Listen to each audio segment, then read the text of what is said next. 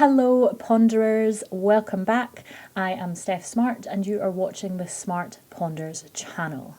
Today's video is a podcast, essentially, that is a reading of the blog that I have already written, that's already available on the SmartPonders blog, which if you haven't seen already, smartponders.com. And today's lesson is all about rest. So I don't know how many of you, when we say the word rest, think of sleep instantly. However, this blog post will hopefully inform you that it is more than just sleep that we need. So as usual, we're getting to grips with this whole YouTube journey, so do not expect perfection, because you will not get perfection from me. So I have my trusty podcast recording, and I have the YouTube on the go, and all that I need to do is get the blog. So hopefully sit back, relax, and enjoy. And obviously, as always, if you have anything that you want to contribute, please feel free to comment down below. And if you could give me a thumbs up and a like, that would be super. And subscribe to the channel. And the other thing that they say is ding that bell for those notifications. I have indeed become that person, it seems. So here we are. This is the audio recording of the podcast. Nope, the audio recording of the blog. I'm making the podcast. It's not just sleep. 7 magic modes of rest. So recently I read an article that spoke about rest, and the focus wasn't so much on the how and the why, but rather that there are different forms of rest. Now, for some of you, this may seem common sense, but for me, it really gave me a moment to pause. So as someone with a chronic illness, rest is vital in helping me to create a balance to function in life. I'm sure that many can relate to that. We're no good when we don't get rest. And don't get me wrong, I'm sure there are many of you out there who don't rely on as much rest as some, and that is totally acceptable.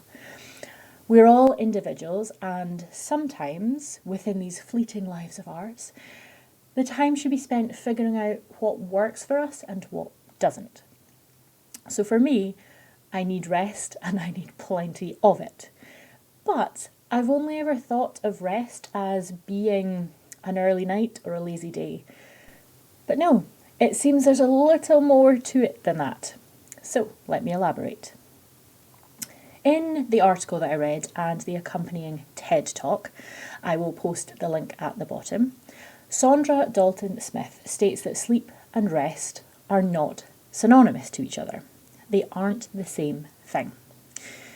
Now this blew my mind, to be honest. Having ME, which is also known as chronic fatigue syndrome, my wellness depends on rest, which for me has always equated to sleep.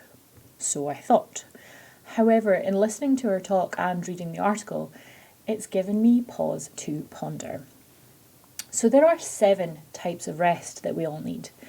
These types will have a value to everyone based on which area you exert most energy from. And that's the point that Dalton Smith makes. Our day-to-day lives require energy, and that energy isn't always physical. So she lists the 7 types of rest as physical, mental, sensory, creative, emotional, social, and spiritual.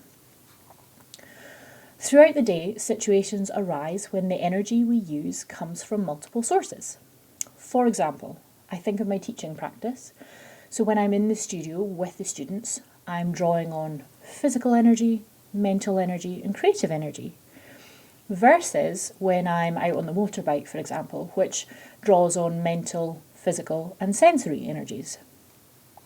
So Dalton Smith proposes that by stopping to consider where you've exerted most of the energy from throughout the day, you can more effectively respond by providing yourself the opportunity to rest with the rest you actually need, and not the sleep-only approach, which many may have relied on before.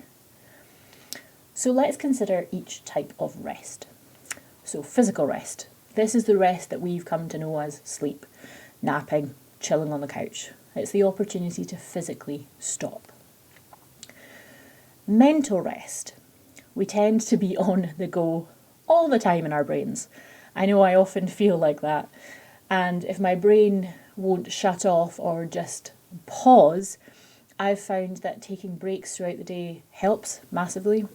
So I schedule in time away from my desk, usually to go for a short walk or a short stretch session, just enough to create a pause in the mental demands on my brain.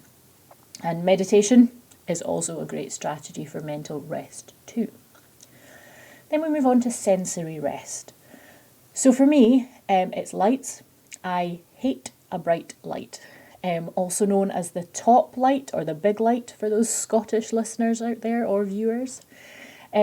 So after a while, they make me feel quite uncomfortable. Of course, we can't consider sensory energy exertion without accounting for all the screen time that we have.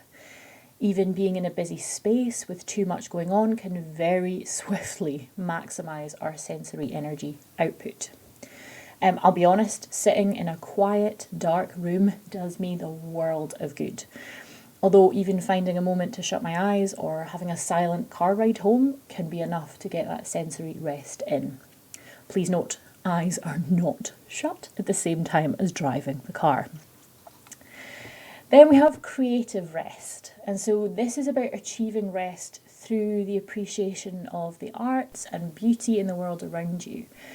It's about igniting passion and inspiration. So giving yourself space and permission to allow your creativity to come into being is what creative rest is all about. Moving on, we have emotional rest. Now, if you find yourself as a people pleaser, this one will relate to you. When you're the person who constantly supports others but feels undervalued, you leave no space to support yourself or others to support you in return.